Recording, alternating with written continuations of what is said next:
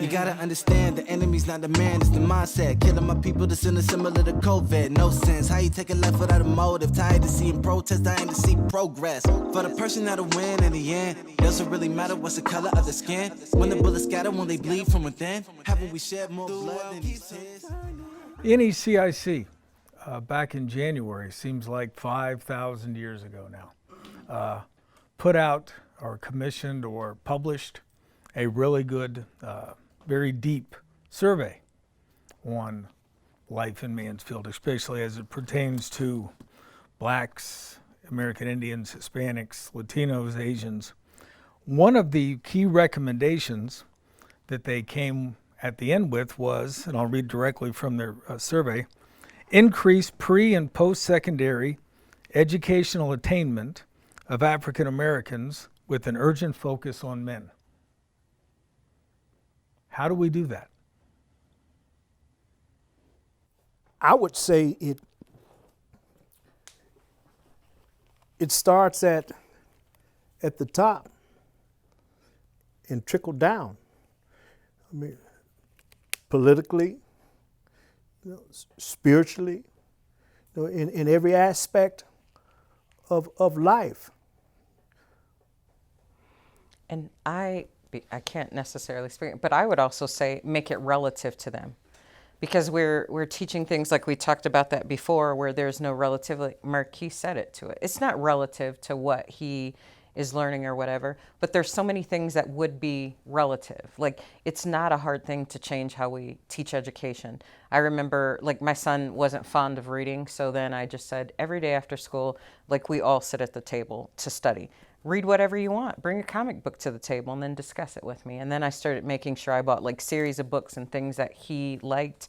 I remember when I was trying to teach him geometry and we did some stuff with like a basketball, understanding the court, making shapes that he filled, but just make it relative to them. I think we're so afraid to create things that are relative to them. The other things I think that we need to do in schools is realistically, the school system should look like the population of kids that you're serving. If 29% of those kids are African American males in the building, you need to have 29% African male educators. Because I do believe that where commonality exists, it fosters a better environment. So I think we need to take a look at some of those things. I would like to say as well, I became a better man when I submitted my whole life and became more submissive in my home and allowed my wife to be the woman, that she is in my life, right now. Say it louder. And even back then, for a black man, we got to get honest with ourselves.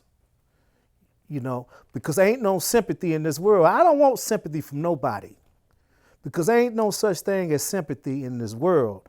Now, I can deal with your empathy because you're going to allow me to share my experiences with you, and you will be there in your empathy, but you're not going to have no sympathy for me. You're not going to be sorry, for me, because I don't feel sorry for myself. So why would I expect anyone else to feel sorry for me? And in truth, I don't feel sorry, for myself. So, it's time, for us as men to man up, because ain't nothing this man can take from me, that I don't allow him to take from me. The black man, I don't think the black man or any other man deserve, a pity party. I don't want no one to feel sorry, for me. But I know my life got better, when my wife, put her foot down, and brought that accountability in my life. I'm living my best life ever. And guess what? It's not because of Bruce Bond. It's because of my beautiful wife. So how do we take that? How do we take the folks in this room? We've all got these homes. We know these things. How do we take this and expand on it? I mean, how do we grow? We can throw the pond in the water and we get a little pool that goes out. How How do we grow this? Each one teach one. Each one leads by example. You know, the best lead is example. It's not what you say, man, it's what you do. You know, because we can sit here and have a dialogue, you know, about these things, you know, until tomorrow this time. But if you're not going to walk out of this room and let your next lead be your example, it's a waste of time. The other thing, I think when we were on break, you also said that, you know, after we leave this room, you also wanted to continue to maintain connections with the people in this room. I think that that's vital. I also think the other part is I think it's that same thing I said. If we're teaching and learning from everybody in interaction, like realizing like the important piece that everybody brings to the table, and that's what elevates us up in a ton of different ways. Like I always, you know, Nelson Mandela said this powerful thing. He said that education is the most powerful tool to change history or to change anything. And each of us come collectively from a different education or a different level, but education is more than book sense. It's more than anything. It's your life story. It's that story that you gave us from Tennessee. It's the story that I got from, you know, growing up in a rural area. It's your story of being in a high school and seeing. It's Beth's situation from what she watched. It's Marquis's situation. But all of that is like this amazing education. If we allow ourselves, like you said, Mr. Bond, if we allow ourselves to just engage, grow from that, gain something from it, that's the tool. That's what will change what's taking place now. But we have to collectively like use our voices to do it. We have to continue these conversations. And just like you said, you're never afraid to call someone out. I'm never afraid to call someone out in your environments when we have to call somebody out, as uncomfortable as that gets for all of us. To do it. And so it has to keep happening. We have to keep having these exchanges. We have to be more than just somebody we did this video on. We have to see each other in the store and not later just go, it's like, no, Marquis, I remember you. Hey, what's going on? What's happening? Exchange, you know, like Beth, I talk to her all the time, so we can, but you know, it's one of those things. It's just, it really does. It has to be, you know, remember who Chris is. If there's something that needs to be reached out from another student or somebody I know, or they're at, you know, look him up, you know, find him, but keep that going. I think that's what has to do, and we all have to keep learning from it. And one of the things we have to admit, you know, there is some things that I know, and there is some things, you know, that I don't know, and we have to be man enough to admit the things that we don't know. There are some things I know, and there is some things that I know that I know that I know that I don't know.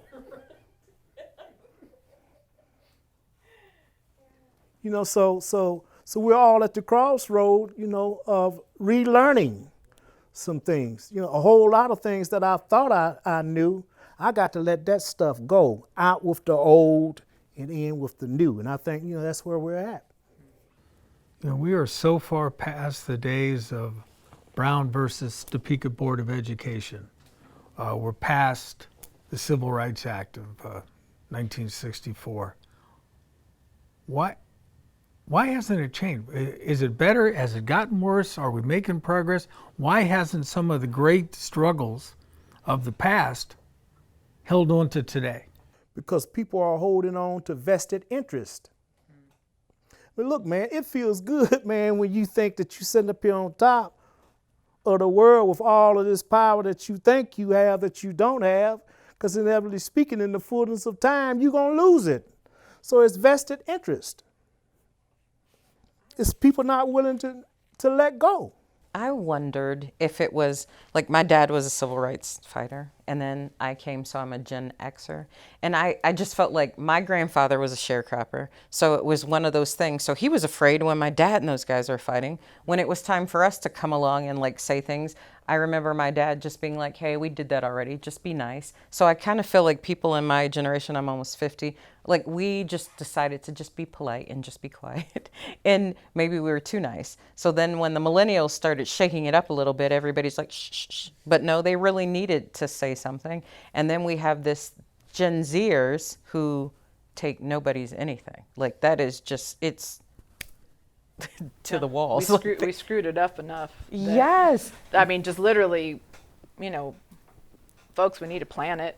I mean, just we all have to be practicing some common sense and and that's just the thing, is like taking the politics out of it, even though that's all utterly impossible, but we have to be adamant as much as we can where we have to make dramatic changes in our curriculum. For example, just to keep it focused on what you asked specifically, it's all interconnected, and people need to be able to create support in the folks who are going to step forward in doing it. And for example, there's a number of major universities across, like the UC school system in California. They decided this year they're not going to use ACTs or SATs. No more testing for access. And the radicalness of that, people, because we get a system and we want to stay with it. Dialogue is critical, but how do we translate, dialogue and new experiences into the hard work of policy and systemic change with folks who care not at all about what we're saying? I think that's the hard part, is like this assumption that folks are open to it and ready to do it. And that's the hard part about like the education. That's for me, I just always go back to history. The history that we do not know will destroy us, period. And that's the thing we're experiencing now because we don't have that picture from the beginning. And it's not like, even if you present someone with information, what is it? It's about a typical 20 to 25% of folks will change their mind or their attitude in any way based on just new information. So that's why, though, if we start providing this new information at younger ages more critically, and we look at our words and we think about it, but we are ready to embrace curricular change.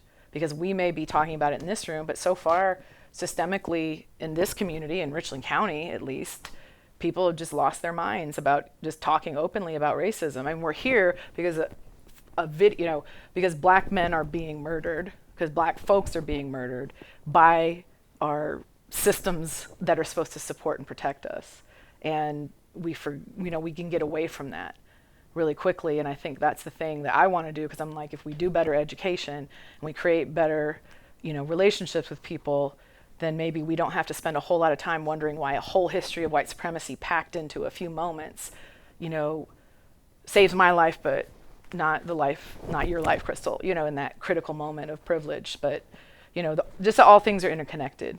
And I just have faith that we can be smarter. We can hold two ideas in our head and they don't equal, panic.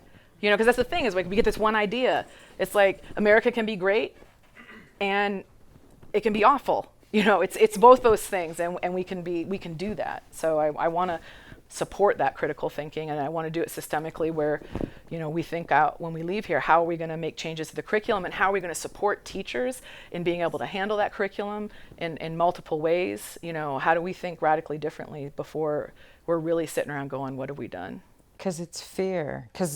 I think that's the thing. Like, everybody's afraid. Like, my grandfather was afraid when they moved at Fort. My dad was afraid if we make too much noise that you back it up. We sometimes get afraid because I remember when I start hearing the voices of like some Z's, I'm like, oh, that's so radical, because those signs are pretty sturdy, and what they're saying, what they're saying. And I loved having the conversation with the young girls who did the peace movement and did the thing, and they were just like, I'm just going to start saying to my grandparents something different. But it's fear. So I think fear backs it up, because I would be willing to ask Chris that.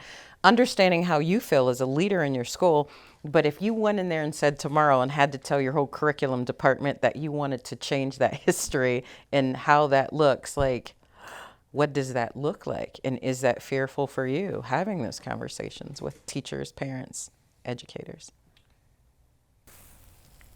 It's definitely going to make people uncomfortable. Yeah. I mean, and I think it's just, it was larger than just Ontario High School. It's the state. It's what we're being, I don't want to say guess mandated, but told to teach, and there lacks creativity and critical thinking and those types of things that are extremely important, along with knowledge of, and I just feel we're raising a generation that can't think for themselves. That's my biggest fear. That critical thinking piece is huge. You find so many young people that are so emotional, but they don't know why they're emotional. and they aren't able to connect feelings and understanding and knowledge and rationalize all that, if that makes sense. And I So would it's all even say, tied together, I guess. yeah, and it really, I would even ask him the same, even in higher education, like how scary would that be if you had to go in and tell everybody in your, right, we should toss all of this out. If I had any power, it would be great. Yeah. But, you know, the power I have does not necessarily translate into my job. I mean, I try my own little way to introduce my students who are typically pretty upper class white, because we have a huge like equestrian program, which, as I'm sure you know, involves a lot of money. I try to jostle their perspectives as often as I can. But if our entire university had to suddenly kind of recommit itself to a more vocally anti-racist pedagogy, I think there would be a lot of confusion and a lot of fear. I would welcome it. I'm not necessarily independent from my students in that I don't also fear learning, because learning is really difficult and full of pain. And I don't like pain, just as like a general stimulus responsive being. But that's a challenge that I think has nothing but rewards behind it overall. But a thing that seems to be swirling around here too is this idea of modeling, because there are at least two levels on which this kind of change can enact itself, and we're talking a lot about the systemic change, which is enormously important and takes a long time because it's like turning around a battleship, right? Trying to make a U-turn, and that absolutely needs to happen. But I really was resonating with what you were saying, Bruce, about manning up by being more vulnerable. I love just the way that the language is working there, because when somebody normally says man up, it typically involves some sort of reference to the genitals that isn't really great for polite company and is potentially misogynist, all this kind of stuff, right?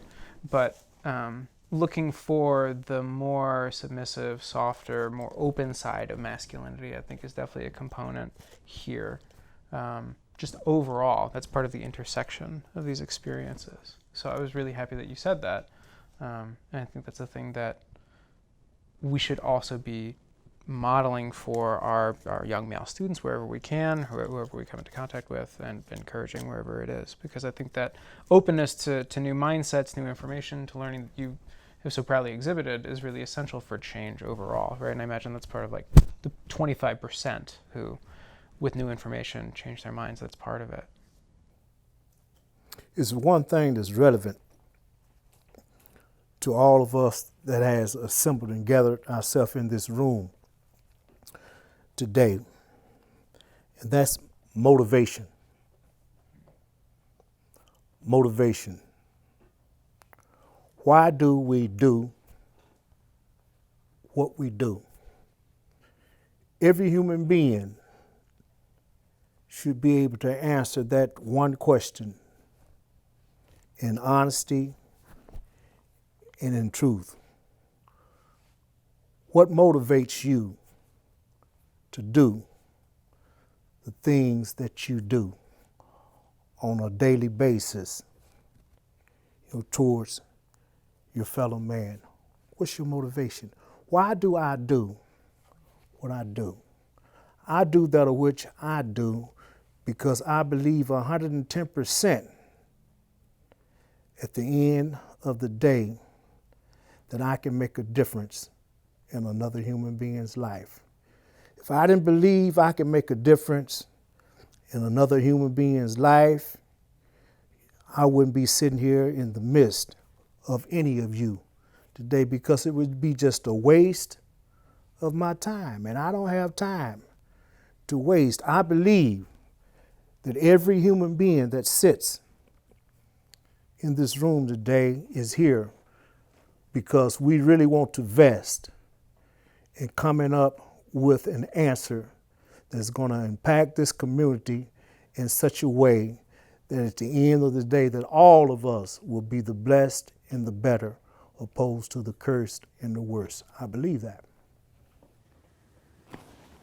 Marquis, I want to ask you to speak on behalf of anybody but yourself, but what do you think and what do you feel as you sit here tonight and you hear this discussion, and as someone who's closer to younger people than I am? Well, everybody in the room is closer to younger people than I am.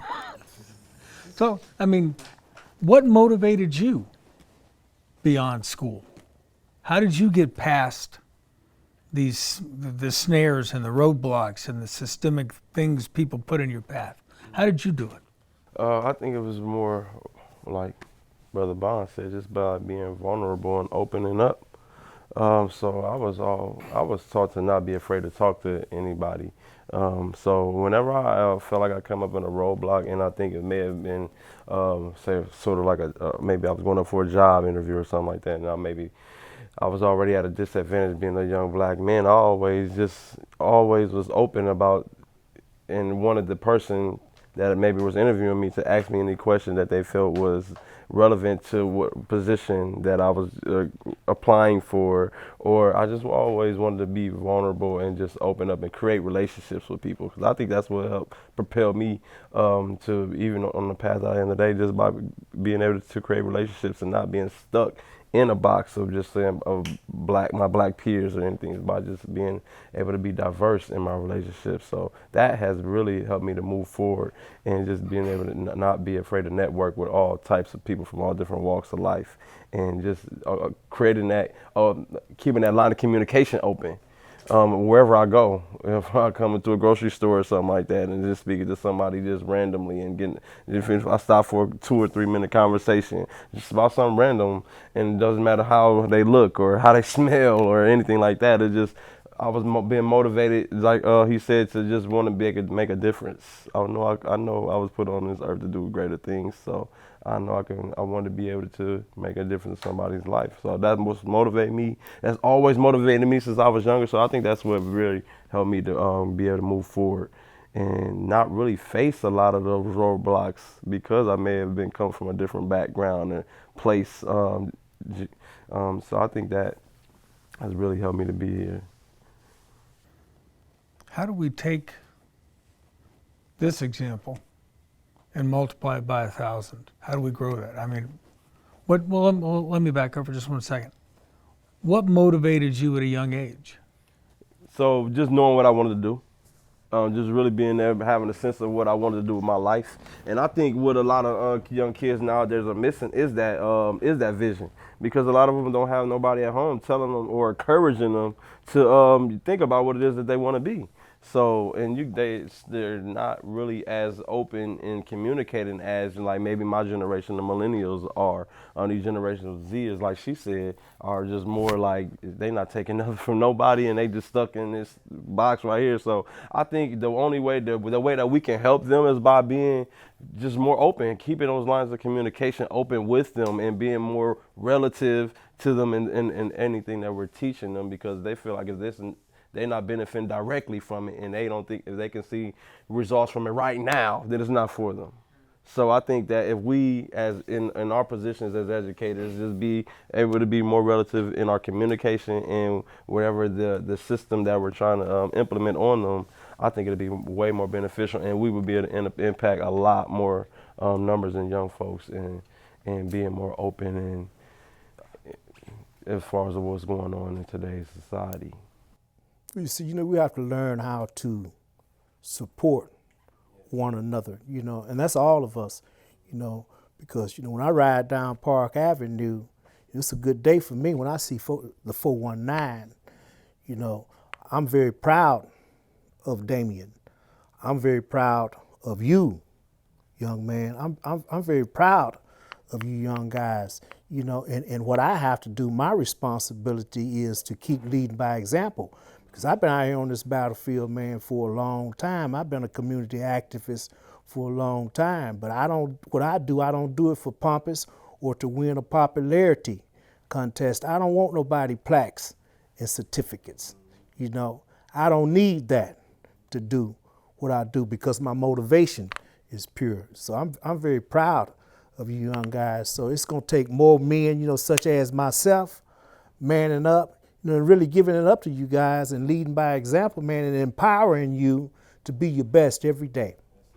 I think the other thing that it takes is for other people to see you as the conversation that you've had. I don't think that most Caucasian men or women would see him as being vulnerable and soft and open to learning, or you even saying that, you know, there's a different kind of thing they sell about black men and their masculinity.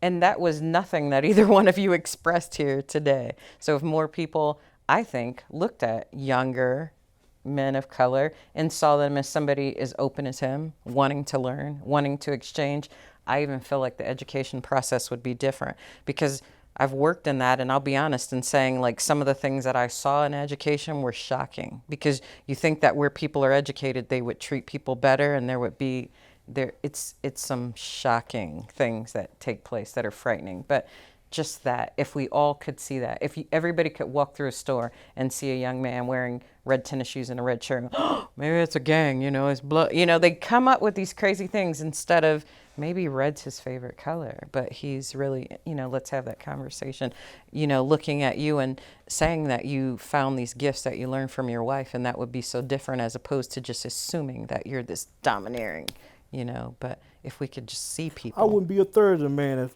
I am today if it was not, you know, for my wife. I wouldn't be a third of the man today I am if it was not, you know, for Marquis, if it was not, you know, from Dame. If I'm catching the moment, I can come to the 419 and get some dialogue. I really can. You know, I have came to the 419, you know, and got some dialogue, you know, from Dame. You know, very positive young man, very powerful young man. You know, I'm passing the baton. They got to put in the work. I'm just here to lead by example and to encourage and to empower them to do the work. And that's one. I'm like, while I'm still talking, I also say it even falls on us to do the same thing too. Like when I first met Beth, I wouldn't have known who she was. When she first started speaking, we were doing this women's conference, and I was like, oh, you know, then those things resonated. I wouldn't, if I saw you on the streets, I wouldn't know that you advocated for better literacy. I would not know that you wanted more critical thinking. And, you know, we don't even know that these things. So sometimes I think not just with the way that we look at them, I can speak to that because I am a woman of color who knows that I've been judged in those ways. But even us looking at someone like you, knowing that you are an ally and you are an ally of things that we want, I think that's what we all have to do.